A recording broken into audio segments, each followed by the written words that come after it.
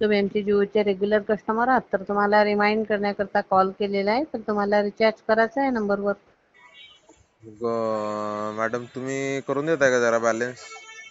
नाही सर, करायचं तर तुम्हालाच आहे. नाही नाही, मग नाही, तुम्हाला लय टेन्शन वाटतंय ना आमच्या नंबरचं, म्हणून विचारलंय बघा.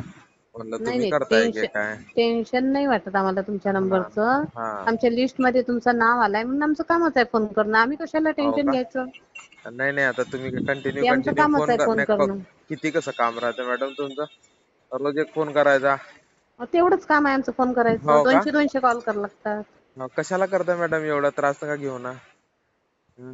उगाच पैसे कशाला. मिळतात ना आम्हाला, पैसे पैसे मिळतात ना आम्हाला. मिळताय का तुम्हाला पैसे? मग हा, त्या फुकट पैशा. थोडी कोणी करत नाही नाही, असते. फुकट करत नसते, मग फुकट आम्हाला बी द्या थोडेफार फोन उचलायचे पैसे. तुम्हाला कशाला पैसे द्यायचे? फोन नाही, कशाला द्या की घेतला फोन. मग?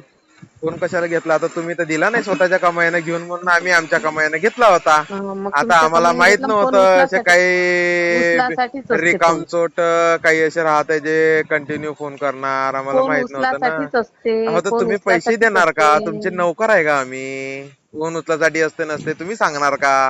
उचलाचा की नाही उचलाचा? आमचा फोन आम्ही आमच्या पैशाने घेतलाय, तुम्ही देणार आहे का कोण? हा. मग तुम्ही एवढे तुम्ही रिचार्ज दिलाय का? करून द्या असं कसा का म्हणत करू? आहे? काऊन करू? कशासाठी करू? तुम्ही द्या ना पैसे. तुम्हाला एवढं जर काही हे असेल तर त्याच्यामध्ये टाका बरं एक जरा बॅलन्स, मग एवढ्याच्यानं सांगा. जसं काही तुमच्या घरी कामाला आहे, मी नौकर आहे.